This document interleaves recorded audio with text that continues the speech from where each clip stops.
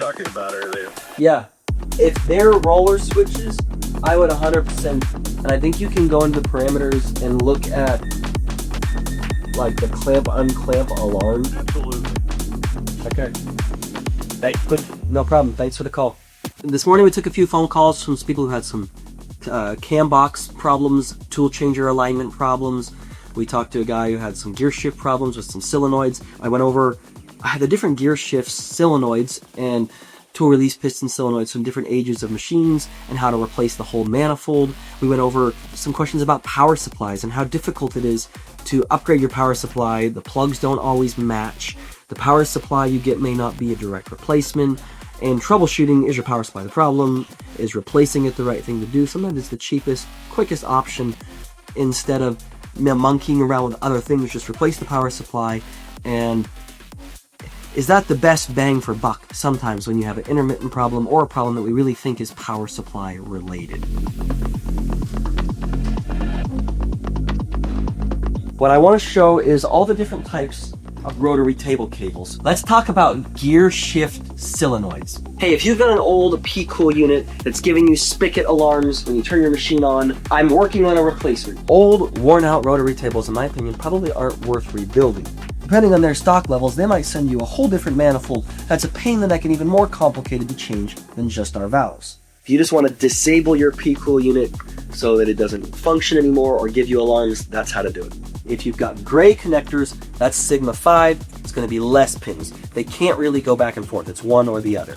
This is all complex and confusing. We've got the parts you need, and we're trying to be there so that if you need parts quickly, we can help you. Real look, I'm done. I'll get some. Well, no, this is just chat. This is just nothing. We've tried to do some podcasts. It's hard for you and I to get together because we do so much field work. The job for down on that Morisiki in Dayton. Yeah, I wish Bruce and Dave were still around. And I said, well, Dave's still around. And then he wants me now. I don't know. Or I can go. It's a CAM software system built into the controller. This 10 is a much newer control. What, newer than what? 0M. Not necessarily. No? Well, there was 10, 11, and 12. It was all one group, and it's just more access and more options up to 12. But then they brought in the 0 control. You had a question about a tool changer. That or something else. Hey, good morning.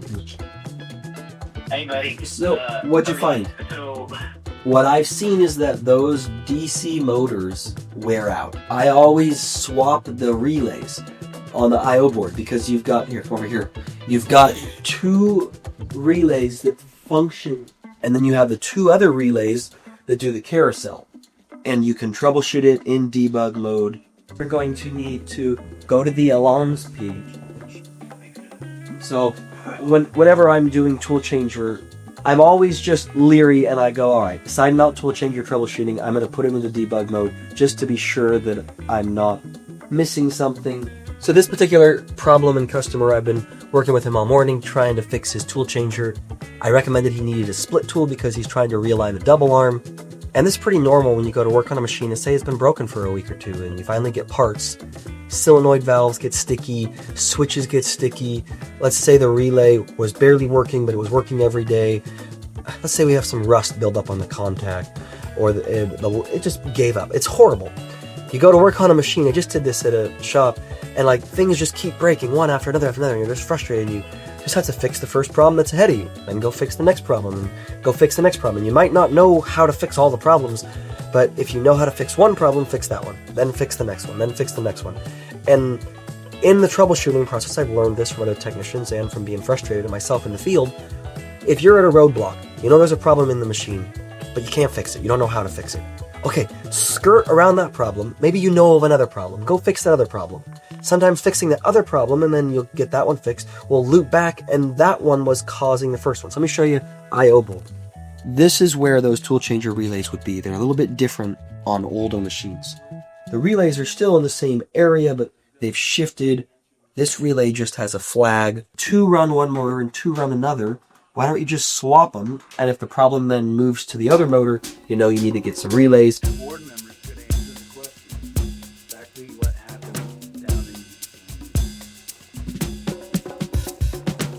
The tricky part about replacing a Haas power supply is you can't just really do it with one off the shelf.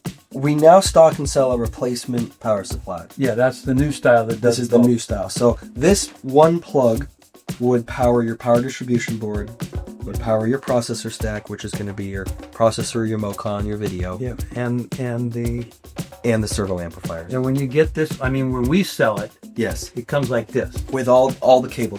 Because Yeah, but Haas sold it with a separate cable here that didn't have this yellow stuff.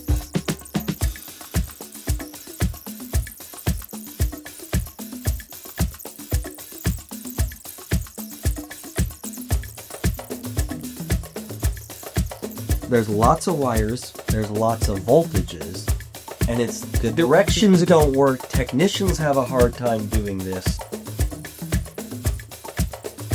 Hey Lucas, what's up? He wants to know how to test the proc switch on his side mount tool changer. Have you seen the video from his side mount tool changer? We took another phone call. Yeah, phone call where a customer asked about proximity switches inside of his cam box. And we looked at the video, half of his pots were all missing. It's a pretty rough looking machine. Look at all the pots that are broken! and so here, it's right there as the proc switches that he's asking about. And he suspects he has a bad proximity switch. Well, I suspect he's got some particles in his oil, some pieces of metal flying by his switches, causing it to alarm out. He wanted to know how to test the switches. Well, you can test a new switch by putting metal over it. You can pull the old switch out and put the new switch in and see if it changes states. But rather than go through that whole job, why don't you drain the oil, flush it, and put it all back together? Kind of like changing the oil in your car, changing the oil in your cam box. It's a big chunk of the day to drain and refill that oil. Let's go through the power on circuitry and troubleshoot it as if the machine wouldn't turn on. And we're going to show you how to troubleshoot when your machine doesn't turn on. The first thing, if you're doing any troubleshooting or teaching, don't go in the back of the machine and take everything out and inspect it all and put it all back in. Let's walk through the drawing. The first thing you check is the power. That's right. The battery. If something doesn't turn on, it's a no-brainer. So if you're behind your machine won't turn on. The most obvious and most simple is you don't have good incoming power. I'm reading 20 volts, 18 volts, 250. So incoming power has gone through the breaker. The next thing to check is the top of the contactor. Now we work our way down, and now we're going to check right here. So we can run to the front of the machine. Let's go do that, and we'll check the resistance. Let's check over here. Okay, we've got 28 volts.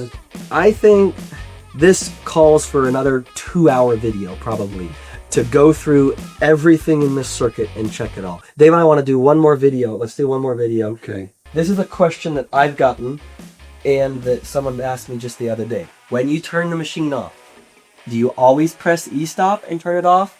Or do you turn it off? So you always push E-stop first, and then you push the off button. So you're shutting the servo system down. If you just hit the off button on the control, you collapse all the coils on all the contactors and the control all at the same time. And all the motors. Everything, and it can send spikes back into the system. So E-stop pressed while the spindle's turning, you wouldn't want the hydraulics to turn off. Right.